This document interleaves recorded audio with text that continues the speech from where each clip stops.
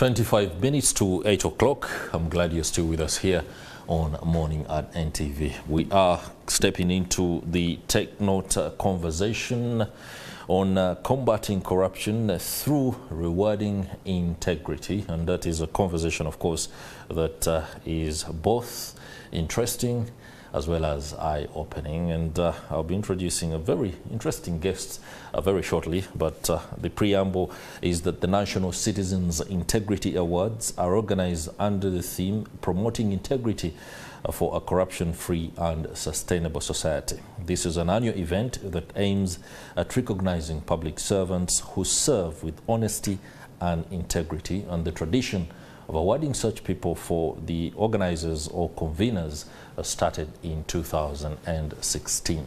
Now, I know wherever you are, you understand exactly what corruption is and the kind of hand that it has on our society today.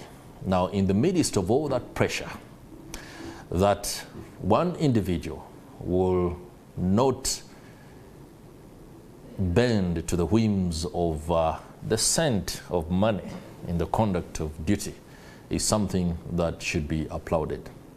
Out there in this country, practices have been tolerated, and even those that have been known to be thieves and have made away with taxpayers' money are glorified. Now, there are individuals in this nation who have chosen to get hold of that arc and bend it towards a whole new culture that is about honesty and integrity in the conduct of duty. Mary Munyagwa, welcome to Morning at NTV. Thank you so much.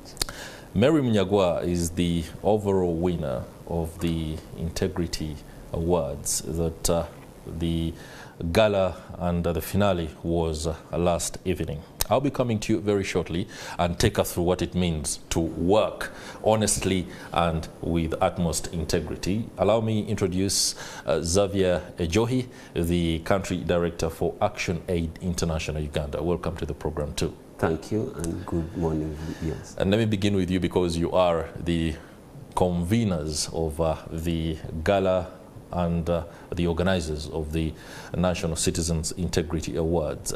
Take us through what this is, but also afford us the criteria to be able to select that among the millions of civil servants and other actors in the political, economic and social space within the country, these ones have conducted themselves with integrity and honesty.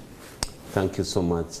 So ActionAid International Uganda and other civil society organizations, as you know, are on the front line of fighting corruption in this country, at least providing the platform for citizens to fulfill their obligation as stated in Article 17 of our Constitution. The duty to fight corruption is attributed to citizens. So we facilitate that process. Okay. And we do that because in our work, we want to end poverty. And we realize that poverty cannot end if resources that are made for public services are diverted for private gain. That is right. Services are not provided. And so we continue to do the work on fighting corruption, and we have no apologies to make to anyone regarding that work. However, we also know that in this country, there are public servants who are serving at different levels with integrity. And as one dimension of the fight against corruption, we made it possible for citizens themselves to recognize, and we award those men and women who are serving in public service with integrity. And that process is citizen-led and citizen-focused deliberately, because we know that it is the citizens at the receiving end of corruption, or if public servants serve with integrity, it is citizens also who benefit out of it all. And so the National Citizens Integrity Award started small. In the past, it was largely in the regions where ActionAid worked, in northern Uganda and in eastern Uganda. But it's now a national event. It covers the entire country, And in this process, basically, ActionAid establishes a very simple criteria that citizens can use to nominate men and women of integrity in public service. And the criteria is very simple. Are you a public servant? And if you're a public servant, are you serving with integrity? Do you have on your records that you served with integrity, that you perhaps help to facilitate recovery of funds, or that in your work you make it explicit that the corruption is not entertained, and that in your relationships with stakeholders and service providers that is demonstrated, you serve with professionalism and so on. So there can be an act of integrity that you perform, maybe recovered money. Number two is about consistency. You didn't just do something once and wait for the National Citizens Integrity Award to be announced. I was about to ask that. It must be consistent, and we're looking backwards about 5 years to ensure that there is somebody who can confirm that over time we've seen you working your way with integrity. And number three is basically that you're serving in public service. And just also to put around that, we as organizers, there are 18 organizations that worked with ActionAid to put this together across the country, and media houses and so on. Those are not eligible for nomination. So no staff, board and associate of ActionAid is eligible. Okay, that's interesting. And of course, like I said earlier, we have with us the overall winner, Mary Munyagwa. Congratulations upon this very significant award that you just take us through how it felt yesterday, and what particularly were those outstanding aspects that were appreciated of you. Thank you so much, and thank you NTV for agreeing that you come and host us to discuss this event. Personally, I'm so humbled to be here discussing the national awards, the National Integrity Citizenship Award. Yesterday was a lovely day, a lovely evening. It was full of surprises. I can yes, relate. from the communications I had with my regional coordinator, I thought probably we were nominated by the public, and I'm so thankful to everybody who passed through the nominations and thought that I was qualifying for this great award. And so I came thinking that probably I'm just like any other nominee. So first of all, I was shocked when they came to Best Female Awardee for frontline workers. Okay.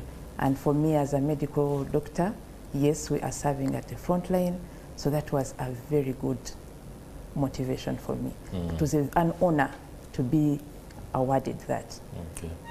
When it came to the climax of overall winner, it took me back. It was like tears of joy, you know? I understand. I was like, wow, so the work that we have been fighting for all this time, it is being awarded and it's being appreciated now.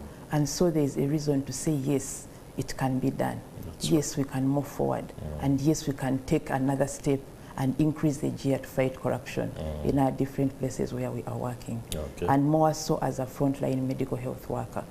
Because for us, every act of corruption it means a life is getting lost. Someone is being denied of quality of service and quality of care, and their health is being affected. Okay. Thank you. That is a very, I don't know even how to put this, but a poignant aspect that brings to the front the ethos when it comes to the medical profession. Just let me stay with you shortly on this. Many times when the nation is faced with the crisis, including strikes by medical workers, the questions are asked and some answers are provided, and people say, but your profession, you save lives, you should be able to first and foremost work on the patient, and then you can ask all the other questions a little bit later. But then somebody would again say, well, we are also people, and we have a life. So what does that mean? Should I put myself at the front line without equipment, without facilitation, simply because my job is to save a life? How do you navigate these complex aspects of your work? It is not very easy, but again, it depends on what is your principle and what do you value as you do your work. Yes, sometimes the environment is not conducive. There may not be enough supplies, there may not be enough equipment, but I want to say that there is always something that you can work with. There is something that you can capitalize on. And quite often, we as health workers have contributed to these shortages by the different things that we are doing under the name of corruption, but trying to cover it up. For example, if we talk about absenteeism that is happening, it is something that we are grappling with in the health sector. And by being absent, you are wasting a resource. First of all, you're wasting the time, but that means that for a doctor like me, if I am absent, then I will not guide my junior colleagues to do the right thing. And therefore, at the end of it all, it is going to cascade up to wastage of resources. And eventually, as you waste those resources by delaying the diagnosis of somebody, delaying the review of a patient, increasing their hospital stay. So at the end of the day, you find that this one act that you thought was small, it is actually a bigger thing. And if you're not going to be an upright and an honest person and honest to yourself, at the end of the day, you're actually contributing to the problem that you want to solve. That is right. So what I would say is that, yes, even when we have scarce resources, we can always see how to work it out. We can use our different voices, our different associations to lobby, our managers, our leaders to lobby for supplies. For example, I am a medical superintendent at my facility. And so it is my role to ensure that at the planning level, we've planned in adequate resources, depending on the population that we have. But that also goes with having the right data so that you can input the right resources and then be able to get what is enough for you and account for what you have been given. Okay. For total appreciation of this, please tell us the hospital or the facility where you are based. Yes. So I am based at Bwera General Hospital. It is a general hospital that is at the border between Congo and Uganda in Kasese district. Wow, that is lovely. And Mr. Johi, of course, given the history of the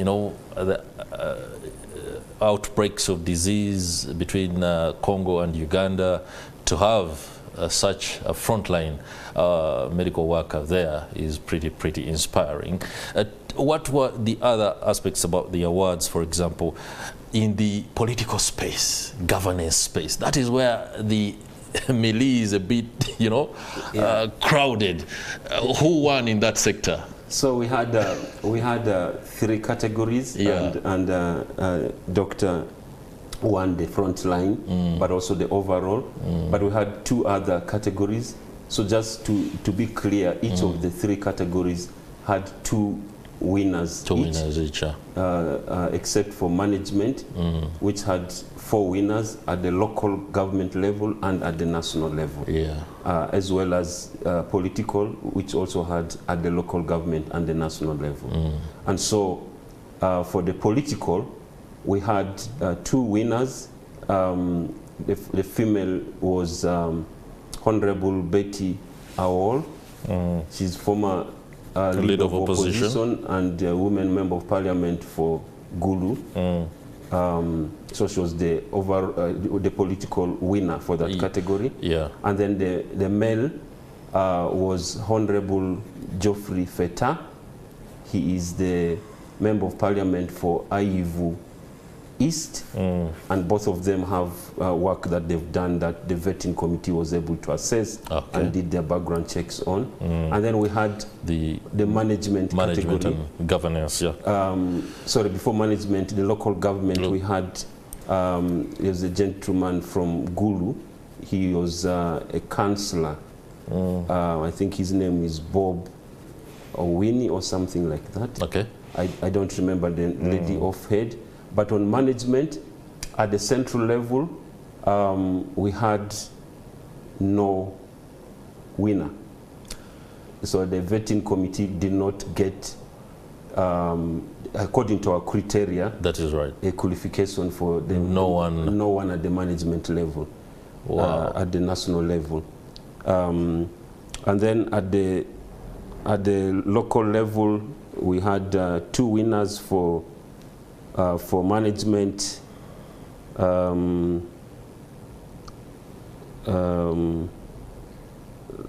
The local level management, we had, okay, let me just get that clear. Okay, as you do look for those particular winners, it's a damning assessment for a nation not to have any candidates. Okay, the nominees were there, no doubt. The nominees, but the nominees that the for thing, people not to the make thing the thing with this process is that the criteria was the vetting committee gets to assess, and along the way they can remove a nominee based on the criteria, and they say that we've looked at, and they or also not. they can do background checks beyond the information submitted. They can access, make phone calls and get additional information, and then the candidates are ruled out. Okay. Or one of the criteria is if you have questionable integrity. It has come up before. You will definitely be disqualified. Okay. Yeah. All right. Thank you very much, Mr. Xavier Ejohi, the Country Director of ActionAid International Uganda, for taking us through that. We are proud as Nation Media Group for having been part of this, and if space and time would allow, we could have had all the winners here so that we can celebrate these videos as ably as we can. And of course, congratulations again, Mary Monyagwa, the frontline winner, and of course overall winner of the National Citizens Integrity Awards. It's inspirational to have you on board, and it's been a pleasure. That will do it for Take Note. And